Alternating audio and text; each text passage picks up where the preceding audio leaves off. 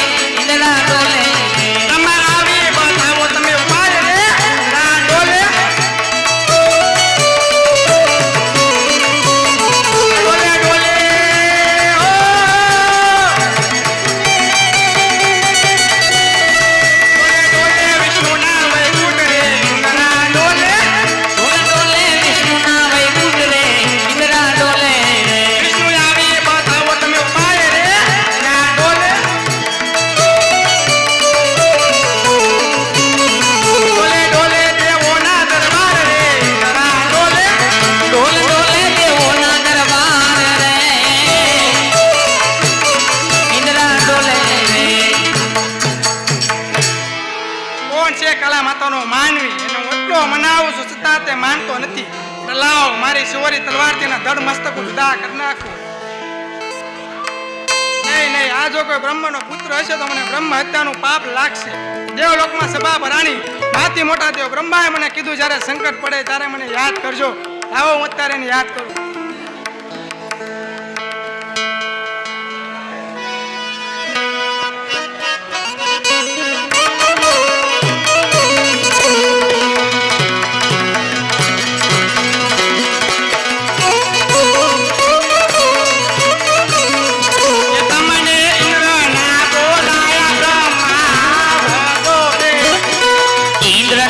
બોલાવ્યા બ્રહ્મા ભજો રે આવો દેવ ઇન્દ્ર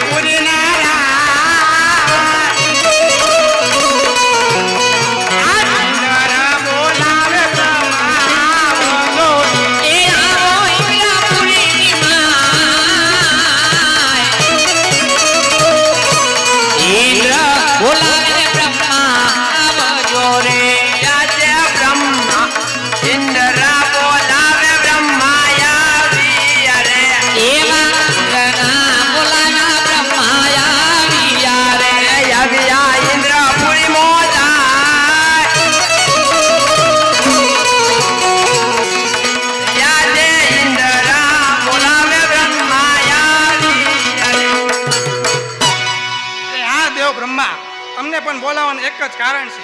ફક્ત 3 દિવસની વાત છે. અત્યારે મારા ઇન્દ્રાસન ડોલવા લાગ્યા છે. આ વિશે કઈ જાણતા હોય તો કહો, ને મારી શોરી તલવારથી ને ધડ મસ્તક જુદા કરી નાખો. ના ના દેવેન્દ્ર, આને વિશે હું પણ નથી જાણતો. દેવલોકમાં સભા ભરાણે ત્યારે મને દેવ વિષ્ણુએ કીધું હતું જ્યારે સંકટ પડે છે યાદ કરો. અરે હા દેવ, તને જલ્દી યાદ કરો, મારા દુખડા દૂર કરો.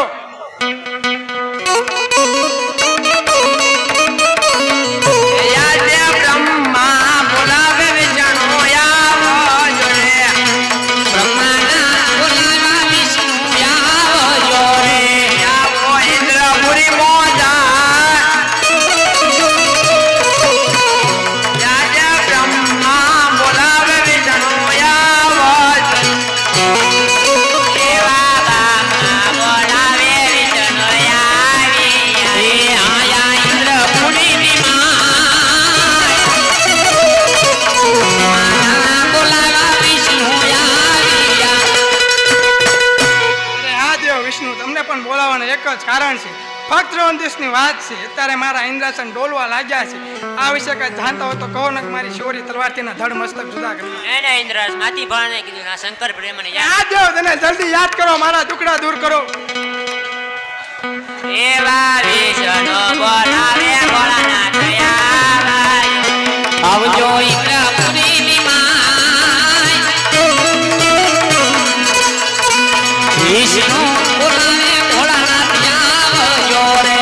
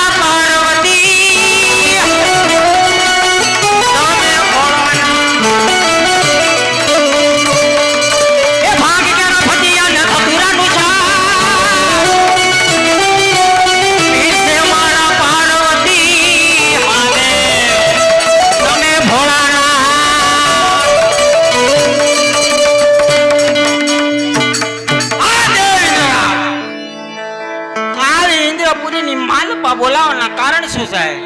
અરે હા દેવ, તમને પણ બોલાવવાના એક જ કારણ છે. પહેલાના ઋષિ મુનિઓ હજારો વર્ષો સુધી તપ કરતા છતાં મારા ઇન્દ્રસેને એક આંચકો ના આવતી. તો ફક્ત 3 દિવસની વાત છે ત્યારે મારા ઇન્દ્રસેન ડોલવા લાગ્યા છે.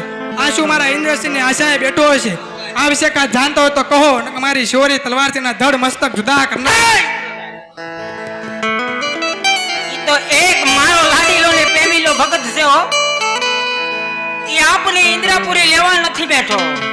ઈ તો એક પુત્રની આશા આવ્યો છે. આજ દેવ લોકો હું કહું ને તમે સાંભળો.